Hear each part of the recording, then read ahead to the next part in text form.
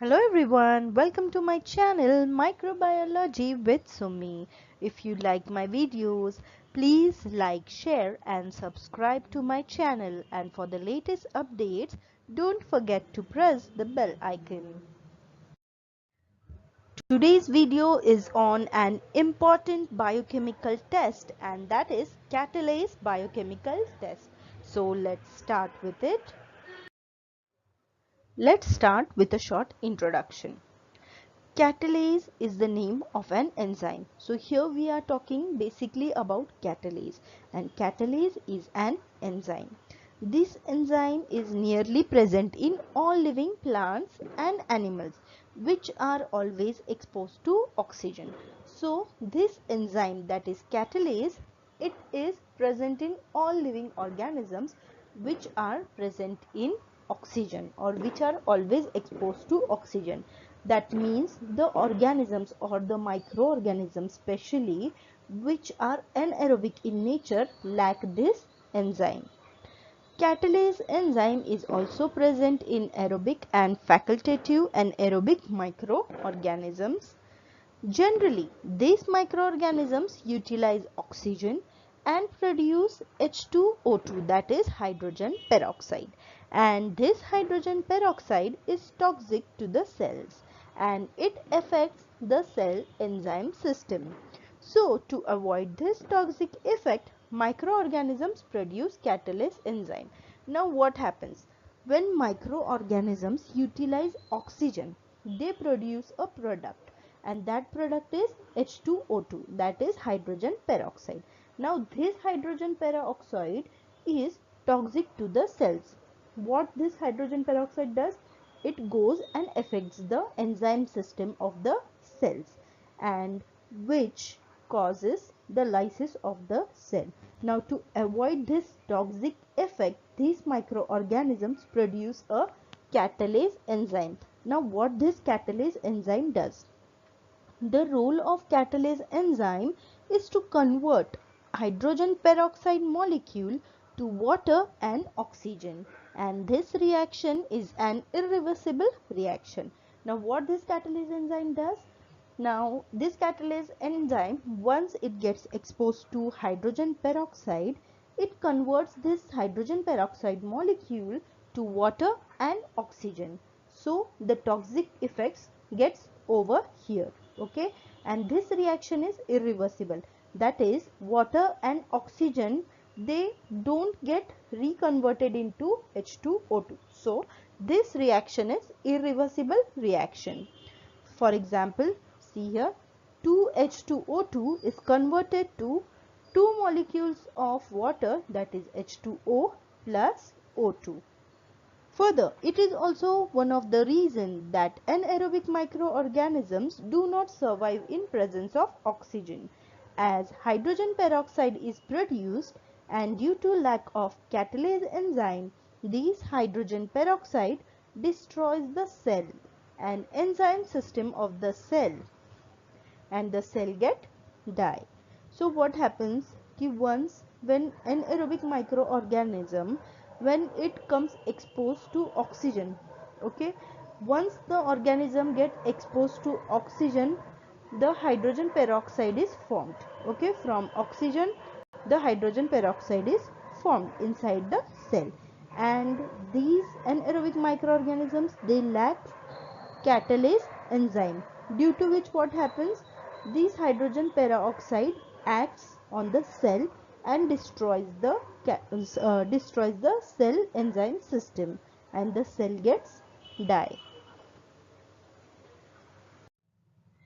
Now why it is important to carry out a catalase test? Initially, the purpose, that is the main purpose of carrying out a catalase test, is to detect the production of catalase enzyme by bacteria. So here we are going to determine whether the test organism is able to produce catalase enzyme or not. Secondly, catalase test help us to determine whether the microorganisms are aerobic, anaerobic or obligate anaerobic in nature, and due to this we can differentiate the organisms in catalase positive and catalase negative group. So what is the second point is कि whenever we carry out catalase test, first of all, initially after carrying out a catalase test, we differentiate the microorganism into three groups, that is aerobic, anaerobic and obligate anaerobic. Further, after this initial differentiation, these microorganisms are further differentiated into two groups, that is catalase positive and catalase negative. If the microorganism is able to produce catalase enzyme, then the microorganism fall in catalase positive group, and if the microorganism is unable to produce catalase enzyme, it come under catalase negative group. This differentiation helps us in identification and classification of bacteria. Now, whenever we isolate any new microorganism or a new bacteria, there are several tests that are carried out. There are some biochemical tests also which are carried out, and this catalase test is one of that biochemical test which is helpful for identification and classification of that bacteria. Now, catalase test is performed in two ways. Okay, the first one is test tube method and second is slide method. So let's see these methods one by one. Let's see the first method, that is test tube method. In the test tube method, the catalase test is performed in a sterile test tube. And what is the aim? The aim of the experiment is to carry out catalase test by test tube method. Now let's see the requirements. We need bacterial culture, sterile test tube, a dropper, a wire loop and hydrogen peroxide. So these are the requirements. Further, let's see the procedure. A sterile test tube is taken and with the help of a dropper, 5 to 6 drops of hydrogen peroxide, that is H2O2, are added in the test tube. This procedure is carried out under sterile conditions.